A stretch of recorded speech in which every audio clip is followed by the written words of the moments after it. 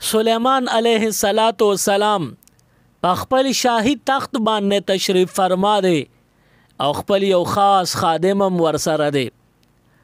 د بهر نه یو ناشنا سړی راغی او دغه سلیمان علیه السلام سره په تخت باندې خادم ولاړ دی. هغه ته نیغ نیغ کتل.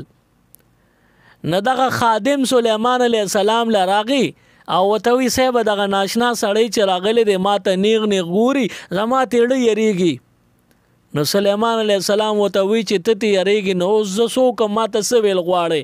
نه دغه خادم ورته وی چې ستا خو په هوا باندې حکومت دی، د هوا ته ووایه چې ما اوچت کې بومې ځي او د دنیا په هغه بل سر باندې مې کوز کړي چې د دې سړي نه یریږم چې له ده نه بچ شم. سلیمان علیه السلام هوا ته حکم وکړو. دغه سړی هوا ځان سره اوچت کو او بوی ته چې کم ځای ته هوا وته سلیمان علیه السلام ته حکم کړو هغه ځای ته دا سړی ورسو. لږ ساعت چې تیر شو دغه سړی واپس راغی د سلیمان علیه السلام په نظر شو. نو تپوس ته کوي سلیمان علیه السلام ورته وی چې ته راشه رېخوا ته څوک یې؟ زما دغه خادم دی یرو نیغ نیغ د هیبت زده شکل کې وته قتل دا ولی او ته څوک یې؟ وایي دغه ناشنا سړي ورته وی چې زه انسان نیم، زه اسرائیل یم، د مرګ فرشته یم. زما دا خادم دی ولی یرو؟